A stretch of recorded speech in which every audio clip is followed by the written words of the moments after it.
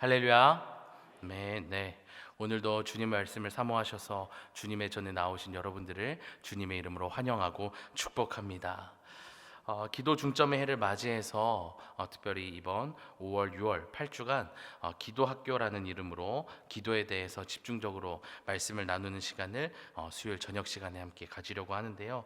오늘은 그 첫 번째 시간으로 기도의 수단, 우리가 무엇으로 기도해야 하는지를 함께 살펴보려고 합니다. 그래서 한번 생각해 보셨으면 좋겠는데요.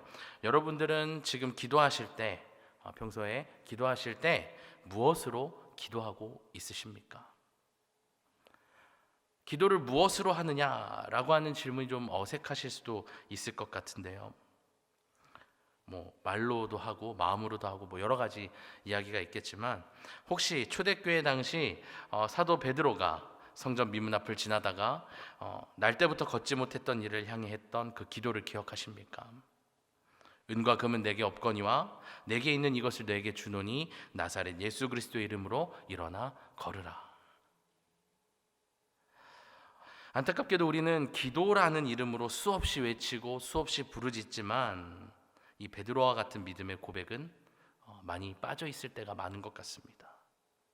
그리고 이렇게 잃어버린 믿음은 우리로 하여금 기도하기를 주저하게 하고 기도를 멈추게 하기도 하는데요. 이렇게 믿음 없는 고백과 함께 우리의 기도가 멈추어 버린 이유에는 기도에 대한 우리의 이해가 부족하기 때문이기도 합니다. 이 땅에 있는 모든 종교에는 기도와 유사한 어떤 종교적 행위들이 반드시 담겨져 있습니다. 어떤 종교에서는 조용히 과부자를 틀고 앉아서 명상을 한다든지, 어떤 보름달이 뜬 날 정한수를 떠놓고 무릎을 꿇고 두 손 모아 간구하는 행위 등 여러 가지의 방법으로 기도라는 행위를 하게 합니다. 자, 그런데 이것은 대체로 자기의 뜻을 이루고 싶은데, 나의 뜻을 이루고 싶은데 나의 힘이 부족해서, 나의 욕심을 채우기는 해야 하는데, 나의 필요를 채워야 하는데 그것을 이룰 능력 또는 그런 수단이 나에게 없어서 신의 힘을 빌리기 위해 간구하는 것을 우리는 기도라고 합니다. 그래서 사전을 찾아보면 기도에 대해서 이렇게 기록되어 있는 것을 볼 수가 있습니다. 신명께 내가 원하는 것을 빈다. 이게 기도라는 겁니다. 이러한 기도의 특징은요, 세상 복을 구하는 유혹에 빠지게 만듭니다. 그리고 이러한 의미의 기도라는 단어가 우리 한글 성경에 그대로 삽입이 되다 보니까 마치 신명께 내가 원하는 것을 비는 것이 우리 개신교에서, 우리 기독교에서 해야 하는 어떤 절대적인 신앙의 행위로 생각하게 한다는 겁니다. 이렇게 세상의 복을 위한 기도의 노예, 어떤 기도의 구걸자가 되어버린 우리는 영원하신 하나님 아버지의 나라가 어떻게 오게 될런지, 또 그 나라의 참 자유를 우리가 어떻게 경험할 수 있는지를 알지 못하게 되면서 천국 소망이 아니라 이 땅의 소망을 두고 살게 되었다라는 것이죠. 나가 이러한 기도의 주체는 나 자신이 되어버려서 어떤 신에게 내가 원하는 것을 들어줄 것을 요구하게 합니다. 그래야 내가 당신을 믿겠다고, 나의 요구를 들어주어야 내가 봉사하겠다고, 헌신하겠다고, 어떤 겁박 아닌 겁박, 거래 아닌 거래를 시도하게 된다는 거죠. 겉으로는 하나님의 뜻을 위해서, 하나님의 영광을 위해서라고 말하지만 결국에는 나의 뜻과 나의 유익, 나의 영광을 위한 것들이 내면 깊숙이 숨겨져 있다라는 것입니다. 그렇다면 우리의 그리스도인의 참된 기도는 어떤 것일까요? 누가복음 11장 2절에 보면 예수님께서 제자들에게 기도할 때 너희는 이렇게 하라라고 하시면서 기도를 이제 하나하나 가르쳐 주시는데요. 이때 쓰인 기도하라라고 하는 단어가 헬라어로 프로슈코마이라고 합니다. 이 프로슈코마이라고 하는 단어는요, 무엇을 향하여 라는 뜻의 헬라어 프로스와 무엇을 원하다 라는 뜻의 헬라어 유코마이의 합성어로 무엇을 향하여 원하다 라는 뜻이 됩니다. 조금 더 풀어서 얘기하자면 하나님께 나아가서 나의 생각을 하나님이 원하는 것으로 교환한다, 바꾼다 라는 뜻이 됩니다. 그래서 이것은 우상이나 조상, 그리고 그들이 존재한다고 믿는 귀신에게 빌어 세상 복을 받으려고 하는 세상의 기도는 대신할 수 없는 그리스도인만의 특권이 됩니다. 그리고 그리스도인의 참된 기도인 이 프로슈코마이의 주체는 언제나 내가 아닌 하나님이 되시기 때문에 이 기도는 영원한 생명을 경험하게 하고요, 세상을 이기는 하늘의 자유를 누리게 한다는 것입니다. 그래서 저는 우리의 기도가 천지신명께 비는 어떤 1차원적인 기도가 아니라 프로슈코마이가 되길 원하는데, 이를 위해서 우리는 무엇 때문에 기도하고 누구 때문에 기도하는지, 또 어떤 힘과 어떤 능력으로 기도해야 하는지를 온전히 알고 있어야 합니다. 그래서 모두들 오늘부터 시작되는 이 기도학교 시간을 통해서 잃어버린 우리의 믿음과 또 그와 함께 주저하게 된 그 기도를 다시금 되찾고 회복하셔서 나의 뜻을 꺾어내는 올바른 기도를 드림으로 아낌없이 베푸시는 그 주님의 은혜를 누릴 수 있기를 주님의 이름으로 간절히 축원합니다. 먼저 오늘 본문을 보면요, 빌립을 통해서 믿음 없는 이들에 대한 이야기를 하고 있음을 우리가 볼 수가 있는데요. 오늘 본문 8절 말씀을 다시 함께 읽어보도록 하겠습니다. 우리 8절 말씀 함께 읽어보겠습니다. 시작. 빌립이 이르되 주여 아버지를 우리에게 보여주옵소서. 그리하면 족하겠나이다. 아멘.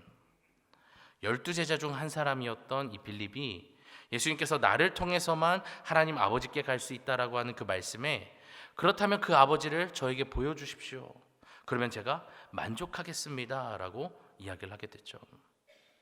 빌립은 예수님께서 앞서 이야기한 내가 길이요 진리요 생명이라고 하는 그 말씀에 만족하지 못했던 모양입니다.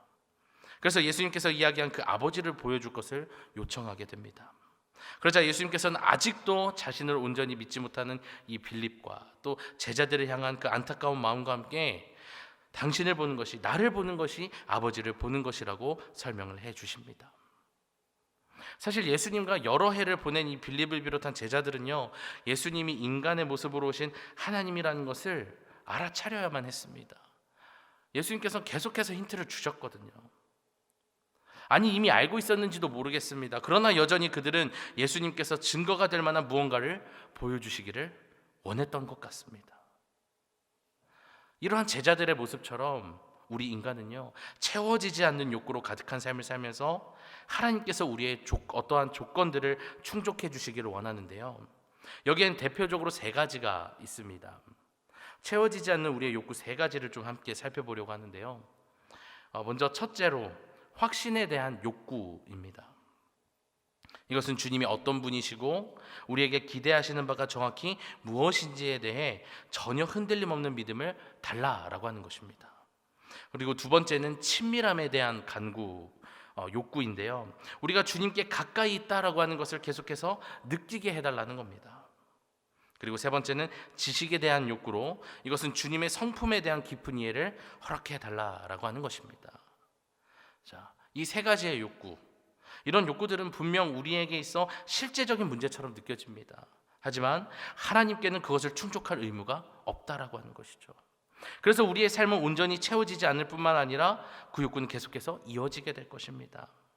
하지만 그렇다고 정말 빌립의 그 요구대로 하나님이 정말 우리의 앞에 계시다면, 하나님이 우리의 눈앞에 계시면 기도가 더 잘 될까요? 탐욕이 많은 이에게는 하나님으로도 만족하지 못한다라고 하는 말이 있는 것처럼 우리 인간은 기적을 맛보고도 믿지 않습니다. 그게 우리 인간이에요. 믿음이라고 하는 것은 보고 안 보고에 따른 문제가 아니라는 겁니다. 인격적인 만남의 사건입니다. 하나님이 이토록 연약한 우리를 기다려주신 이유가 무엇입니까? 우리가 믿음으로 믿음에 이르기를 원하시기 때문입니다. 그렇다면 믿음으로 믿음에 이르게 한다는 것은 무엇이고, 이것이 우리가 해야 할, 우리가 배워야 할 이 참된 기도와는 어떤 관련이 있는 것일까? 잠시 마틴 루터의 이야기를 통해서 그 말씀을 살펴보고자 합니다. 종교개혁을 하기 전까지 마틴 루터는 수도사였습니다. 그는 하나님 앞에서 바르게 살기 위해서 너무나 많은 애를 썼습니다. 그랬음에도 불구하고 여전히 그는 자기 안에 떠오르는 그 죄의 문제와 구원의 문제를 어떻게 해결해야 될지 몰랐습니다. 자기의 죄를 생각하면 생각할수록 새로운 죄가 떠올랐고, 또 그 죄는 하나님의 진노로 연결되는 그 결과만이 반복되어 왔습니다. 그래서 마틴 루터는 이 온전히 회개하기 위해서 라테란 성당을 찾아가서 그곳에 있는 스칼라 상타라고 불리는 28개 계단으로 된 빌라도의 계단을 손과 무릎으로 하나하나 오르기 시작합니다. 왜냐하면 빌라도 앞에서 그리스도가 올라갔던 그 계단이라 전해지는 그 빌라도의 계단을 주기도문을 외우면서 하나하나 올라가면 나중에 연옥에서의 형벌이 감해진다라고, 죄의 문제를 해결할 수 있다라고 중세교회가 가르쳤기 때문이었습니다. 그렇게 손과 무릎으로 그 계단을, 주기도문을 외우면서 이 루터가 계단을 올랐지만 여전히 그에게는 그 어떤 평안과 확신이 생기지 않더라는 겁니다. 오히려 그 계단을 다 오르고 났을 때 이 모든 것이 무슨 소용인가라며 한탄했다라는 거죠. 그러던 어느 날, 그 이후에 루터가 주님의 음성으로 한 말씀을 듣게 되는데 바로 로마서 1장 17절 말씀을 듣게 되었습니다. 그 말씀이 그동안 답답함으로 가득했던 이 루터의 가슴을 평안하게 해주었는데요. 우리 로마서 1장 17절의 말씀을 우리 함께 읽어보도록 하겠습니다. 로마서 1장 17절 말씀 시작. 복음에는 하나님의 의가 나타나서 믿음으로 믿음에 이르게 하나니 기록된 바 오직 의인은 믿음으로 말미암아 살리라 함과 같으니라. 아멘. 네, 그 유명한 종교개혁 정신의 핵심 고백이 되는 솔라 피데, 오직 믿음으로라는 고백이 이 말씀에서 등장하게 되는 겁니다. 대부분의 사람들은 이 믿음으로 말미암아 살리라를 해석할 때 여기에 등장하는 믿음을 우리의 믿음으로 해석하지만 본문을 자세히 살펴보면 그렇지 않은 것을 우리가 알 수가 있습니다. 결론부터 말하면 오직 의인은 믿음으로 말미암아 살리라의 이 믿음은 우리의 믿음이 아니라 하나님의 믿음이라고 해야 옳다라는 것입니다. 이를 온전히 알기 위해서 바울이 인용했던 하박국서 2장 4절을 우리가 주의 깊게 볼 필요가 있습니다. 하박국 2장 4절 말씀 우리 또 함께 읽어보겠습니다. 시작. 보라, 그의 마음은 교만하며 그 속에서 정직하지 못하나 의인은 그의 믿음으로 말미암아 살리라. 아멘.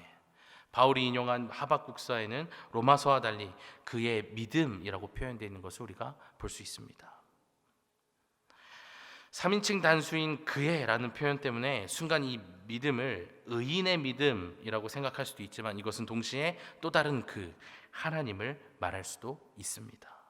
그래서 구약 성경의 헬라어 번역본인 70인역을 보면 거기에는 놀랍게도 그의 믿음으로 산다라고 번역하지 않고 헬라어로 에크피테오스 무라고 쓰고 있습니다. 여기서 헬라어 무는요, 나의, 마이라는 뜻입니다. 그러니까 다시 번역하면 이렇게 되는 겁니다. 의인은 나의 믿음으로 살리라. 그렇다면 나의 믿음에서의 나는 누구일까요? 하박국 말씀이 하나님께서 하박국 선지자를 통해 말씀하시는 형태, 곧 1인칭으로 기록되어 있다는 것을 우리가 생각해 볼 때 나라고 하는 것은 당연하게도 하나님을 가리키게 된다는 겁니다. 그러니까 이 말씀에서의 나의 믿음은 누구의 믿음입니까? 하나님의 믿음이라는 거예요. 불완전한 우리의 믿음에 이르는 것이 아니고 또 거기에 의지하는 것이 아니라 완전하신 하나님의 믿음에 이르고 그 믿음으로 산다라는 것입니다. 그리고 누가복음 15장에 등장하는 탕자의 이야기가 이 원리를 아주 잘 설명하고 있다라고 생각되는데요. 둘째 아들이 아버지의 재산을 상속받고 다른 도시로 가서 자기 멋대로 허랑방탕하게 살다가 완전히 망해버리게 되죠. 게다가 그 나라에 흉년까지 들어서 그나마 돼지치는 일로도 먹고 살기 힘들게 되었습니다. 그때 탕자는 아버지를 생각하며 말합니다. 내 아버지에게는 양식이 풍족한 품꾼이 얼마나 많은가. 그런데 나는 여기서 죽겠구나. 그러다가 이제 정말 죽을 것 같으니까 양식이 풍족한 아버지께로 돌아갈 것을 결단하게 되죠. 그러나 아버지의 것을 모두 날려버렸으니 아들로 돌아갈 수는 없었다라고 생각한 것 같습니다. 염치가 조금이라도 있었던 것 같아요. 그래서 아버지의 집에 내가 아들이 아니라 품꾼으로 가겠다라고 작정을 합니다. 18절과 19절의 말씀입니다. 제가 읽겠습니다. 내가 일어나 아버지께로 가서 이르기를 아버지, 내가 하늘과 아버지께 죄를 지었사오니 지금부터는 아버지의 아들이라 일컬음을 감당하지 못하겠나이다. 나를 품꾼의 하나로 보소서 하리라. 자, 품꾼이든 아들이든 뭐가 되었든 탕자가 아버지께로 돌아가는 것은 뻔뻔스러운 일이었습니다, 사실. 그럼에도 불구하고 이 아들이, 이 탕자가 아버지에게로 돌아갈 수 있게 한 것이 있었다는 거죠. 그것은 탕자가 가지고 있었던, 둘째 아들이 가지고 있었던 이 아버지에 대한 신뢰, 자신을 최소한 버리지는 않을 것이라고 하는 믿음이었다는 거죠. 그런데 이것은요, 이 아들의 믿음이 아니라 사실 아버지의 믿음이라는 겁니다. 여전히 아들을 생각하고 여전히 아들을 기다리고 있는 아버지의 신실하심이라는 거죠. 다시 말해 아버지의 믿음이 탕자가 아버지에게 갈 수 있는 믿음을 불러일으킨 것이라는 겁니다. 그러므로 탕자가 아버지에게 돌아간 행위는 아버지의 믿음 때문이었다는 거죠. 이것이 앞서 이야기한 로마서 1장 17절에 믿음으로 믿음에 이르게 한다라고 하는 말씀의 의미인 것입니다. 하나님 아버지 믿음으로 우리의 믿음은 온전한 믿음에 이르게 된다. 이러한 이해 속에서 우리의 기도의 수단, 우리는 무엇으로 기도하는가에 대한 대답을 오늘 본문에서 어렵지 않게 발견하게 됩니다. 13절과 14절의 말씀 우리가 함께 한 목소리로 읽어보도록 하겠습니다. 너희가 내 이름으로 무엇을 구하든지 내가 행하리니 이는 아버지로 하여금 아들로 말미암아 영광을 받으시게 하려 함이라. 내 이름으로 무엇이든지 내게 구하면 내가 행하리라. 아멘. 예수님께서 무엇으로 구하라고, 무엇으로 기도하라고 말씀하십니까? 불완전한 우리의 기도, 우리의 이름이 아니라 완전하신 당신의 이름, 예수 그리스도의 이름으로 구하라고 말씀하십니다. 오늘 말씀을 시작하면서 이야기했던 그 참된 기도 프로슈코마이를 하기 위해서 우리는 이 이름이 가진 기능과 그 능력을 알 필요가 있습니다. 우리 모두 다 이름을 가지고 있습니다. 그리고 대부분 그 이름이 그냥 지어졌다라기보단 그 사람의 의도, 짓는 사람의 의도, 그러니까 이 사람이 어떻게 자라고 어떻게 살기를 바라는 마음이 담긴 것이 이름이 됩니다. 그래서 저희 아들의 이름 같은 경우에 은우인데요, 저희 아버지께서 지어주셨는데 은혜의 비라는 뜻을 가지고 있습니다. 그래서 저희 아들이 그런 어떤 은혜의 비를 내릴 수 있는 사람이 되기를 바라는 마음으로 그렇게 지은 것이죠. 그래서 우리는 종종 이런 말을 합니다. 사람은 이름을 따라간다. 물론 지금 저희 아들을 보면 아직 진짜 그런지는 알 수 없는데 나중에 이제 성장하면서 좋아지겠죠. 부모가 이름을 지은 대로 아이를 키우고 또 그런 환경을 만들고 자녀는 부모를 비롯한 주위 사람들에게 또 그렇게 불리고 그렇게 듣고 자라기 때문에 사람은 그 이름의 뜻대로 성장하고 살아간다라는 것이죠. 여러분의 이름의 뜻은 무엇입니까? 그리고 그 이름 뜻대로 살아가고 계십니까? 제 이름은 현민입니다. 김현민인데 이 현민의 한자어는 솥귀현에 민첩할 민을 씁니다. 민이야 이제 민첩하다라는 의미를 이제 쉽게 알 수가 있는데 제 이름 중 솥귀현이라고 하는 한자어가 참 독특합니다. 솥회 귀, 솥을 들고 이동할 수 있게 만든 구멍을 말하는 것이 솥귀현입니다. 이 무거운 솥을 혼자 드는 것이 힘들어서 그 안에 막대기를 이제 꿰을 수 있도록 귀처럼 뚫어 놓은 것이 솥귀입니다. 이 솥귀가 없으면 솥을 잡아 올리기가 힘들었기 때문에 솥귀는 이 솥을 활용할 때 나름대로 중요한 역할을 했습니다. 그래서 저는요 아주 오랫동안 제 이름의 뜻을 어떻게 이해했냐면 중요한 일을 민첩하게 하는 사람이 되라는 건가? 이렇게 이해를 했습니다. 그러다가 제가 이번 평생 강좌 훈련을 진행하다가 다시금 이름에 대해서 우리 이제 학생들이랑 이야기할 일이 있어서 제 이름에 대한 뜻을 이제 정리하고 이제 좀 나름대로 연구를 해보다가 깜짝 놀란 게 있었습니다. 이 솥귀현이라는 한자어의 의미 중에 발이 3개 있는 솥, 즉 산발솥을 황제의 지위에 비유했다라고 하는 것을 제가 찾은 건데요. 준비한 사진 하나를 보도록 하겠습니다. 이게 이제 세발솥, 삼정이라고 하는 건데요. 뭐 아마 대부분 박물관이나 어떤 매체에서 다들 보신 적이 있으실 겁니다. 이 산발솥, 정을 황제에 비유해서 이 솥을 받치는 다리들이 있잖아요. 그 다리들을 삼공, 삼현이라고 했다고 합니다. 그래서 삼공은 옛날 중국에서 최고 간직에 있으면서 천자를 보좌하던 새 벼슬을 말했고, 삼현은 조선시대의 영의정, 좌의정, 우의정을 뜻한다라고 합니다. 그래서 솥귀현이라는 한자어가 이름에 쓰일 때는요, 단순히 솥귀와 같은 사람이 되라는 뜻보다 이렇게 매우 높고 존귀한 삼정의 지위에 오르는 사람이 되라, 황제를 보필하는 사람이 되라, 그런 벼슬에 올라가라 라는 뜻으로 쓰였다라고 합니다.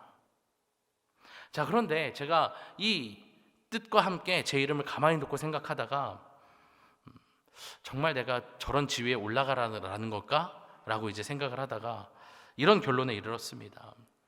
내 이름에 등장하는 삼정, 영의정, 우의정, 좌의정, 이 삼정은 물론 높은 직책의 사람이지만 결국에 그 역할은 왕을 위해 일하는 사람이라는 거죠. 그럼 나의 왕은 누구였지? 라고 생각을 해봤습니다. 하나님이지. 그러니까 제 현민이란 제 이름에는요, 왕이신 하나님을 위해 민첩하게 움직이는 자가 되라라는 뜻이었다라는 것을 제가 발견한 거예요. 얼마나 은혜가 됐는지 몰라요. 네. 그리고 지금 그렇게 제가 살고 있잖아요. 얼마나 감사한지 몰랐습니다. 여러분도 한번 믿음의 눈으로 여러분의 이름을 한번 돌아보시길 바랍니다. 여러분의 이름에도 하나님의 놀라운 비전이 담겨 있을 것입니다. 이처럼 이름에는 그 사람의 본질과 또 어떤 운명이 담겨져 있기도 한데요. 예수님의 이름으로 기도하는 우리에게 있어서 예수님의 이름의 뜻을 안다라고 하는 것은 아주 중요합니다. 마태복음 1장 21절의 말씀입니다. 우리 함께 읽어보도록 하겠습니다. 시작. 아들을 낳으리니 이름을 예수라 하라. 이는 그가 자기 백성을 그들의 죄에서 구원할 자이심이라 하니라. 아멘. 예수님의 이름은 이 말씀을 비롯해서 성경에 등장하는 예수님의 그 행보들을 통해서 알 수 있는 것처럼 자기의 백성을 죄에서 구원할 자라는 것을 우리가 알 수 있습니다. 즉 우리가 예수님의 이름으로 기도하고 간구한다라고 하는 것은요, 예수님의 그 이름의 뜻과 거기에 걸맞게 기도하고 그 이름에 합당한 삶을 구하는 것과 함께 예수님께서 우리를 죄에서 구원하기 위한 그 방식으로 우리의 기도에 응답해 주신다라고 하는 것을 의미한다는 겁니다. 그래서 우리는 기도에 대한 이 요한일서의 말씀을 온전히 받아들이지 못하는 것 같아요. 요한일서 5장 14절과 15절의 말씀 우리가 함께 또 읽어보도록 하겠습니다. 말씀 우리 함께 읽어보겠습니다. 시작. 그를 향하여 우리가 가진 바 담대함이 이것이니 그의 뜻대로 무엇을 구하면 들으심이라. 우리가 무엇이든지 구하는 바를 들으시는 줄을 안즉 우리가 그에게 구한 그것을 얻은 줄을 또한 아느니라. 아멘. 주님은 분명 우리의 기도를 들으시고 응답하시지만 예수님의 이름으로 기도한다는 것의 그 이해와 인식이 우리에게 없기 때문에 그에 대한 응답을, 주님의 응답을 우리가 온전히 받아들이지 못한다라는 거예요. 그래서 우리가 기도 끝에 예수 그리스도의 이름으로 기도합니다 라고 하는 것은요, 그저 문장 하나를 덧붙이는 것이 아닌 그 이상의 아주 큰 의미가 있다라고 하는 겁니다. 그리고 우리는 다음의 세 가지를 예수님의 이름 안에서 우리가 발견하고 또 점검해 볼 수가 있는데요. 우리가 이 세 가지로 예수님의 이름으로 기도할 때 믿음의 회복과 성숙을 경험할 수가 있습니다. 먼저 첫 번째는요, 하나님 나라의 목적입니다. 예수님께서 행하신 모든 일은 하나님을 영화롭게 하고 믿는 자들을 그분의 나라에 들어가게 하는 것을 목표로 한다라는 겁니다. 그런 의미 속에서 나의 기도는 하나님 나라의 목적에 부합하는가, 이것을 한번 점검해 보라는 겁니다. 두 번째, 내가 예수 그리스도의 이름으로 기도할 때 그리스도의 더욱 넓은 시각을 갖기 위해 기도해야 된다는 겁니다. 그것을 생각하라는 건데요, 예수님께서는 당신의 자녀들의 필요와 소원이라고 하는 더욱 넓은 맥락 속에서 우리의 필요를 고려하신다는 거예요. 하나님은 우리를 개별적으로는 알고 계시지만 우리에게 응답하실 때는 우리 개개인으로 응답하시는 것이 아니라 공동체적으로 우리에게 응답하신다는 겁니다. 그래서 우리는 기도할 때 나의 뜻이 이루어지기만을 구하는지 아니면 모든 그리스도인의 형제자매들을 위해서 하나님의 뜻을 구하고 있는지를 돌아보셔야 된다는 겁니다. 그리고 마지막 세 번째, 그리스도를 따르기 위한 요건인데요, 우리는 예수 그리스도를 순종하는 제자들입니다. 그래서 하나님은 우리의 기도에 응답하실 것을 당연하게 약속해 주십니다. 그래서 우리는 우리의 기도가 순종하는 삶에서 나온 것인지 돌아보는 것과 함께 하나님께서 우리에게 하라고 요구하신 바를 내가 순종하고 있는지도 돌아봐야 한다는 것이죠. 이렇게 예수님의 이름으로 기도한다라고 하는 것은 앞서 얘기한 세 가지, 하나님 나라를 위해서, 예수님의 그 넓은 시각, 은혜를 위해서, 또 예수 그리스도를 온전히 따르는 그 순종으로부터 시작된다라고 하는 것을 기억해야 된다라는 겁니다. 그래서 기도는 우리의 이기적인 소원을 이루기 위한 것이 아니라 나의 뜻을 접어두고 내려놓고 하나님과 하나 되어 그 뜻을 발견하고 구하는 것을 말한다라는 것입니다. 이에 대해 스코틀랜드 신학자 피터 포사이스는 자신의 책 영혼의 기도에서 다음과 같이 이야기하는데 우리가 함께 천천히 읽어보도록 하겠습니다. 읽어보겠습니다. 시작. 우리가 선물만을 생각한다면 기도가 이기심을 교묘하게 주장할 수 있다. 우리가 받은 선물 때문에 찬송하게 된다. 하나님을 자산으로 여겨 그분을 이용하려는 유혹에 빠진다. 그러나 참된 기도는 선물보다 선물을 주시는 분을 최고로 생각하기 때문에 이기심이 사라지고 선물로 인하여 하나님을 찬양하는 데만 마음이 기운다. 네. 한번 우리의 내면을 돌아보셨으면 좋겠습니다. 사실 우리는요, 하나님이 우리의 삶에 직접적으로 개입하시길 원치 않아 합니다. 오히려 저 멀리서 내가 원할 때 선물이나 보내주시기를 바랄 때가 많습니다. 마치 예수님과 그 예수님의 이름을 요술램프의 지니처럼 어떤 마법의 주문처럼 사용할 때가 많은 것 같습니다. 하지만 하나님이 누구신지, 그리고 그분이 우리의 삶에 얼마나 중요한 존재인지 알고 있다면 우리는 주님, 저에겐 주님밖에 없습니다, 주님만으로 충분합니다 라고 기도하게 될 것입니다. 그래서 예수님의 이름으로 기도하는 사람은 그 구하는 것이 달라질 수밖에 없고 그 삶 또한 변화될 수밖에 없다는 겁니다. 그 삶이 어떻게 되는지 뒤에 이어지는 우리는 23절 말씀을 통해서 알 수가 있는데요, 우리 23절 말씀 또 함께 읽어보도록 하겠습니다. 시작. 예수께서 사람이 나를 사랑하면 내 말을 지키리니 내 아버지께서 그를 사랑하실 것이요 우리가 그에 가서 거처를 그와 함께 하리라. 아멘. 네. 제가 다른 말씀을 적어드린 것 같은데 제가 다른 말씀 읽어드리겠습니다. 그날에는 너희가 아무것도 내게 묻지 아니하리라. 내가 진실로 진실로 너희에게 이르노니 너희가 무엇이든지 아버지께 구하는 것을 내 이름으로 주시리라. 아멘. 예수 그리스도의 이름을 온전히 알고 기도하는 그날에는 구하는 것을 주실지 말일지를 우리가 묻는 것이 아니라 그것을 이제 묻지 않게 될 거라고 말씀하십니다. 왜요? 내 기도가 하나님의 기도가 되기 때문에. 아버지가 내 안에 계시고 내가 아버지 안에 있다라고 예수님께서 말씀하셨던 것처럼 내 안에 하나님이 계시고 내가 하나님 안에 있으면 더 이상 이제 예수님께 우리는 묻지 않아도 된다는 겁니다. 묻지 않아도 하나님의 뜻에 합당한 것을 구할 수가 있게 된다는 것이죠. 그렇게 되면 또 어떤 놀라운 일이 벌어지냐면요, 구하는 것마다 응답 맞는 놀라운 은혜를 누리게 될 줄로 믿습니다. 내가 구하는 모든 것이 응답되는 기도, 이 얼마나 멋진 기도입니까? 그 기도는요, 어떤 멋진 미사역으로 이루어진 기도인지, 얼마나 더 간절하고 애타는 목소리로 외쳐야 하는지, 또 얼마만큼의 눈물을 흘려야 하는지에 달려있지 않다라고 하는 겁니다. 나의 그 어떤 것이 아닌 오직 주 예수 그리스도 그분의 믿음, 우리를 향한 그 주님의 신실하심을 신뢰함의 여부에 달려있다라는 겁니다.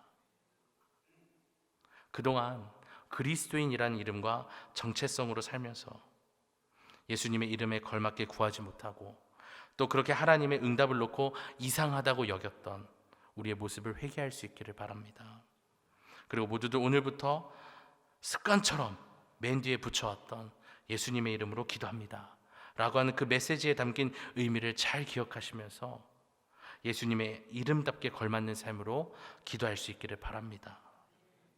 그렇게 하나님의 마음이 있는 곳에 우리의 마음이 있는 기도, 하나님의 눈물이 고인 곳에 우리의 눈물이 고인 참된 기도, 불완전한 나의 뜻을 꽂고 완전하신 하나님의 뜻으로 교환하는 그 프로슈코마이 참된 기도를 드릴 수 있기를 주님의 이름으로 간절히 축원합니다.